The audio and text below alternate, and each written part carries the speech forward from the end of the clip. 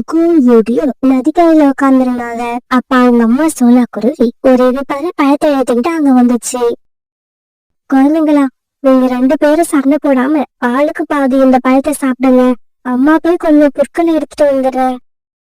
இப்படி சொல்லிட்டு சோனா குருவி அந்த இனிப்பான பழத்தை தன்னோட குழந்தைங்க கிட்ட கொடுத்துட்டு அங்க வந்து கலந்து போச்சு. பியூட்டி, இந்த பழம் எனக்கு ரொம்ப பிடிக்கும், அதனால இந்த பழத்தை நானே சாப்பிடுறேன். குக்கு, அம்மா இந்த பழத்தை நம்ம 2 பேருக்கும் தான் கொடுத்துட்டு போயிருக்காங்க, அதனால நம்ம 2 பேரும் ஆளுக்கு பாதியா சாப்பிடுவோம். எனக்கு கூட தான் இந்த பழம் பிடிக்கும். முடியாது, இந்த பழத்தை நான் தான் சாப்பிடுவேன். இப்படி பேசிக்கிட்ட குக்கூடியும் பிறகு அந்த பழத்தை தங்களுடைய பக்கம் இழுக்க பார்த்தாங்க. இப்படி இவங்க 2 பேரும் அந்த பழத்தை தங்களுக்கு தான் வேணும்னு ஏத்துக்கிட்டு இருக்க சமயத்துல எதிர்பாராத விதமும் அந்த பழம் பக்கத்துல இருந்த நதியில விழுந்துடுச்சு.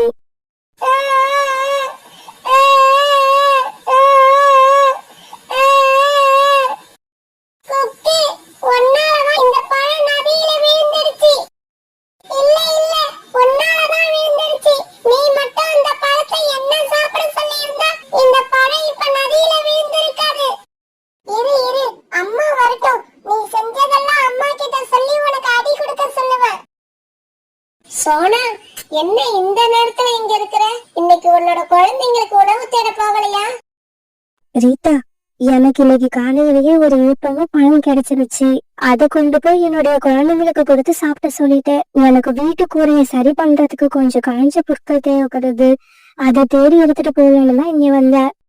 சோனா, நம்ம காட்டுல இருக்கிற பழைய கிணறு ஓரமா ஒரு வாரத்துக்கு முன்னாடி நான் கொஞ்சம் காஞ்ச பொருட்களை கட்டாக கட்டி வச்சிருக்கேன். உனக்கு தேவைப்பட்டுச்சுன்னா நீ அதை எடுத்துக்கிட்டு போ.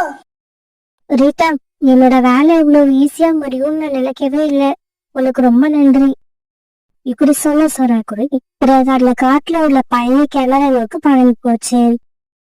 அந்த இடத்துக்கு போன சொன்ன குருவி ரீதாக்கு அங்க கட்டி வச்சிருந்த காஞ்ச பொருட்களை எடுத்துக்கிச்சு. இப்படி அந்த புல்காட்டை எடுத்துக்கிட்ட சோனாக்குருவி தன்னுடைய குழந்தைங்க இருக்கிற இடத்துக்கு பறந்து போச்சு. எல்லா குழந்தைங்களா 2 பேரும் அந்த பழத்தை சாப்பிட்டீங்களா? சோனாக்குருவி இப்படி கேட்டதுக்கு 2 பேரும் எந்த பதிலும் சொல்லாம மௌனமா இருந்தாங்க. பியூட்டி, உண்மைதான் கேக்குறேன், நீங்க 2 பேரும் அந்த பழத்தை சாப்பிட்டீங்களா இல்லையா?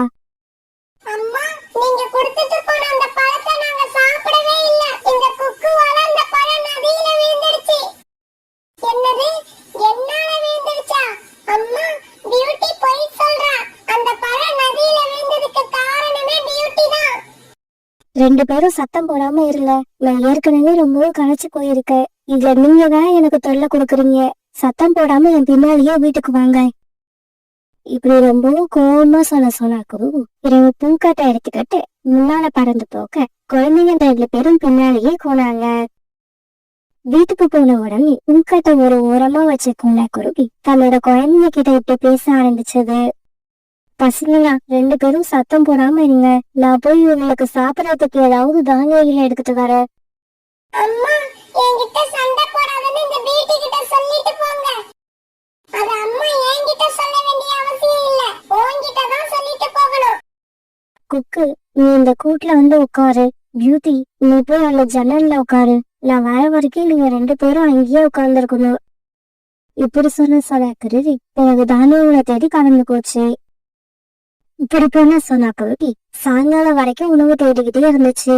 ஆனா அதுக்கு எந்த உணவும் கிடைக்கல. இதனால தன்னோட வீட்டுக்கு திரும்பி வந்துகிட்டு இருந்த சோனாக்குருவி வர வழியில அந்த காங்களோட வீட்டுக்கு போச்சு. கோரி அக்கா, இப்போ வரைக்கும் உணவு தேடி பார்த்துட்டேன், எதுவுமே கிடைக்கல. உங்ககிட்ட கொஞ்சம் தானியங்கள் இருந்தா என்னோட குழந்தைங்களுக்காக கொடுங்க, நாளைக்கு திருப்பி கொடுத்துடுறேன். சோனா, நாங்க சாப்பிட்டது போக கொஞ்சம் தானியங்கள் இருக்கு, அத உனக்கு கொடுக்கறேன். ஆனா நீ சொன்ன மாதிரியே நாளைக்கு திருப்பி கொடுத்துடு. இப்படி சொன்ன கோரிக்காகவும் பிறகு கொஞ்சம் தானியங்களை கொடுக்க அதை வாங்கின சோனாக்குருவி இந்த வீட்டுக்கு பறந்து போச்சு. குக்கு, நீ எதுக்கு ஜன்னலுக்கு வந்த? நீ போய் உன்னோட கூட்ல உட்காரு. அம்மா என்னதான் ஜன்னல்ல உட்கார சொன்னாங்க. எனக்கு கூட்ல உட்கார்ந்து போர் அடிச்சு போயிடுச்சு. வேணும்னா நீ போய் கூட்ல உட்காரு, நான் இங்கே தான் உட்காருவேன். குழந்தைங்க 2 பேரும் கோவமா பேசிக்கிட்டு இருக்கும் போது சோனாக்குருவி தானியங்களை எடுத்துக்கிட்டு வீட்டுக்குள்ள வந்துருச்சு. குக்கு, உன்னை எங்க உட்கார சொல்லிட்டு போறேன், நீ இப்ப எங்க உட்கார்ந்துருக்க? அம்மா, குக்கு இங்க ஜன்னல்ல வந்து உட்கார்ந்து எனக்கு தொல்லை உன்னோட கூட்டுக்கு போனா போக மாட்டேங்கிறான். சரிம்மா, நான் போய் என்னோட கூட்டிலே உட்கார்ந்துக்கிறேன். இப்படி சொன்ன கொக்கு முகத்தை ஒண்ணுன்னு வச்சுக்கிட்டு தன்னோட கூட்டுல வந்து உட்கார்ந்தான். இங்க பாருங்க, 2 பேரும் இந்த தானியங்களை சாப்பிட்டு படுத்து தூங்குங்க. அம்மா இப்படி சொன்ன உடனே குழந்தைகள் 2 பேரும் தானியங்களை சாப்பிட ஆரம்பிச்சாங்க. மறுநாள் பொழுது விடிஞ்சிச்சு. மறுநாள் காலையில சோனா குருவி விளையாட்டு இடப்பிலப்ப வாசல்ல உட்கார்ந்திருந்த கோரிக்காகத்தை பார்த்துட்டு அதுகிட்ட போச்சு. என்ன சொன்னா, உனக்குதான் எந்த கவலையுமே இல்ல. உன்னோட வீட்டுக்காரர் மாசம் ஒரு தடவை வீட்டுக்கு வந்தாலும் நிறைய சம்பாதிச்சுக்கிட்டு வராரு. காலேஜி சம்பாதிக்கிறது எங்க சாப்பாட்டுக்கே பத்தல. இதுல எதிர்காலத்துக்காக எப்படி சேர்த்து வைக்கிறதுன்னே தெரியல. நீங்க வேற கோரியாக்கா, குக்கும் பியூட்டியும் தினமும் சண்டை போட்டுக்கிறத பார்த்து எனக்கு வாழ்க்கையே வெறுத்து போச்சு. இவங்க 2 பேரும் எப்படி திருத்த போறேன்னு எனக்கு தெரியல. என்ன சொன்னா நீ இந்த விஷயத்துக்கு போய் இப்படி கவலைப்படுற? இதெல்லாம் ஒரு விஷயமே இல்ல. கோரியாக்கா, உங்களுக்கு ஒரே ஒரு பையன் ஜக்கு மட்டும்தான். இன்னொரு குழந்தை பிறக்கட்டும், அப்புறம் தெரியும் 2 குழந்தைங்களை வச்சு சமாளிக்கிறது எவ்வளவு பெரிய கஷ்டம்னு.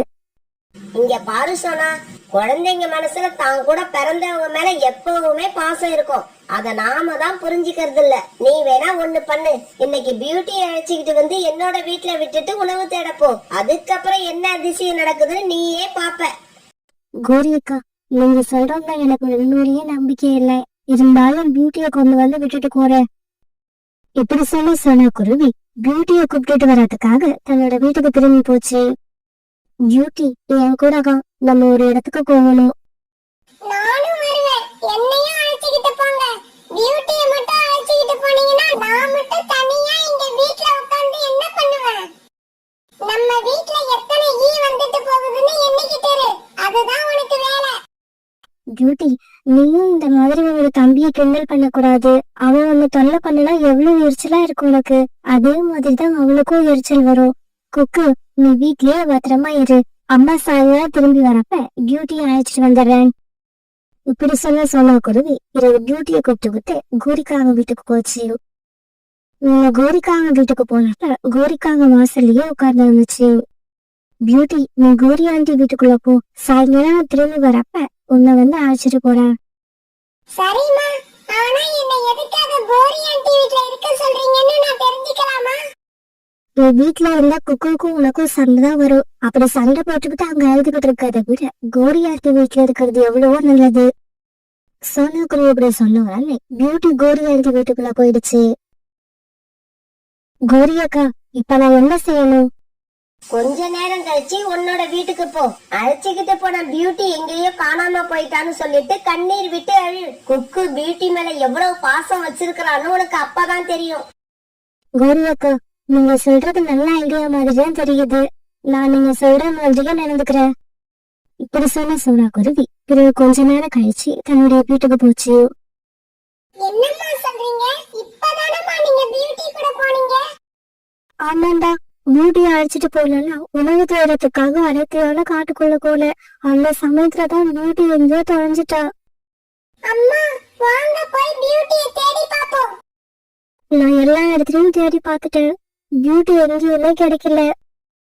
இத கேட்ட கொக்கு கண்ணை விட்டு கதறி அழ ஆரம்பிச்சா. என்னம்மா இப்படி சொல்றீங்க?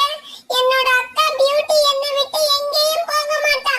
என்ன பார்க்கிறதுக்காக திரும்பி வந்துடுவா. அம்மா, இருங்க, நான் போய் பியூட்டியை தேடி பார்த்துட்டு வரேன். கொக்கு, நான் இந்த காடு பூரா பியூட்டியை தேடி பார்த்துட்டு தான் வரேன். பியூட்டி எங்கேயுமே இல்ல. இல்ல, நான் போனா பியூட்டியை எப்படியாவது கண்டுபிடிச்சிருவேன். பியூட்டி இல்லாம நான் வீட்டுக்குள்ள வரவே மாட்டேன். இப்படி சொன்ன கொக்கு பிறகு அழுதுகிட்டே வீட்டை விட்டு இடையில பறந்துக்கணும்.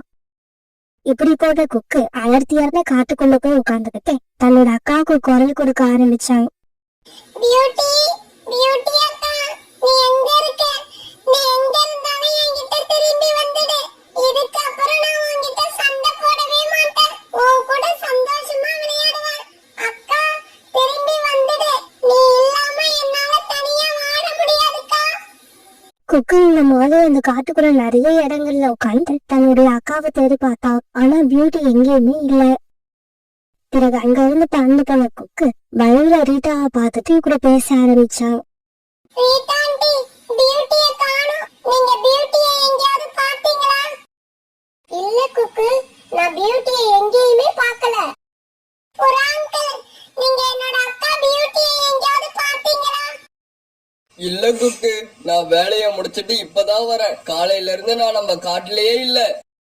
இப்படி நிறைய இடங்கள்ல தன்னோட அக்காவை தேடி பார்த்த குக்கு இவங்க கடைச்சு போய் தன்னோட வீட்டுக்கு திரும்பி வந்தான். குக்கு, உன்னோட அக்கா கிடைச்சாளா? அவளை பாத்தியா? இல்லம்மா, பியூட்டி எங்கேயுமே கிடைக்கல. பியூட்டி மட்டும் மறுபடியும் நான் பார்த்துட்டேன்னா அவகிட்ட சண்டை போடவே மாட்டேன். சந்தோஷமா விளையாடுவேன். உண்மையாக சொல்றேன்? ஆமாம்மா, உண்மையாதான் சொல்றேன். சத்தியமா தான் சொல்றேன். என்னோட பியூட்டி எனக்கு கிடைச்சிட்டா போதும். அவளை நான் சந்தோஷமா வச்சுப்பேன். சரி, நீ இவ்வளவு தூரம் சொல்றதால நான் இன்னொரு தடவை போய் பியூட்டியை தேடி பார்த்துட்டு வரேன். இப்படி சொல்லிட்டு சோனா குருவி பிறகு கோரிக்காகத்தோட வீரலோக்கு பறந்து போச்சு. அங்க போன சோனா இரவு பியூட்டி கிட்ட நடந்தது எல்லாத்தையும் சொல்லுச்சு. இங்க பாரு பியூட்டி, வீட்டுக்கு வந்து நான் சொன்ன மாதிரியே நடந்துக்கணும். அம்மா, நீங்க சொல்றதை கேட்க எனக்கு ரொம்ப சந்தோஷமா இருக்கு. என் தம்பி என் மேல இவ்வளவு அன்பு வச்சிருக்கான்னு நான் நினைக்கவே இல்ல. நான் வீட்டுக்கு வந்ததும் நீங்க சொன்ன மாதிரியே நடந்துப்பேன். பியூட்டி இப்படி சொன்ன உடனே சோனா குருவி பியூட்டி அழைச்சுக்கிட்டு தன்னோட வீட்டுக்கு போச்சு. பியூட்டிய பார்த்தக்கு தாவி போய் பியூட்டிய தன்னையோட அழைச்சுக்கிட்டான். அக்கா, அக்கா, நீ இவ்வளவு நேரம் என்னை விட்டுட்டு எங்க போயிருந்த? எங்க நீ கிடைக்க மாட்டியோன்னு நினைச்சு நான் ரொம்ப பயந்து போயிட்டேன். அக்கா, இனிமே நான் உன்கிட்ட சண்டை போடவே மாட்டேன். அன்பா நடந்துப்பேன். இது சத்தியம். தம்பி தான் மேல வச்சிருக்க அன்பை நினைச்சு பியூட்டியும் கண்ணீர் விட்டு அழுதுச்சு. இவங்க ரெண்டு பேரும் ஒருத்தர் மேல ஒருத்தர் வச்சிருக்க அன்பை நினைச்சு சோனா குருவியும் கண்ணீர் விட்டு அழ ஆரம்பிச்சது. மறுநாள் கோரிப்பாவத்தை பார்த்த சோனா குருவி ரொம்பவும் சந்தோஷமா இப்படி பேச ஆரம்பிச்சது. கோரியக்கா, என்னோட நீண்ட நாள் பிரச்சனைய ஒரே நாள்ல தீர்த்து வச்சுட்டீங்க. உங்களுக்கு எப்படி நன்றி சொல்றதுனே தெரியல. சோனா, நீ நன்றி சொல்றதெல்லாம் இருக்கட்டும். நீ என்கிட்ட கடன் வாங்கிட்டு போன தானியங்களை நேத்து குடுக்கறேன்னு சொன்ன, இன்னும் குடுக்கல. தயவு செய்து அதை இன்னைக்காவது கொண்டு வந்து கொடுத்துரு. கோரிக்காவை சொன்னதை கேட்டு சோனா குருவி சிரிக்க ஆரம்பிக்க அது கூட சேர்ந்து கோரிக்காவும் சிரிக்க ஆரம்பிச்சது.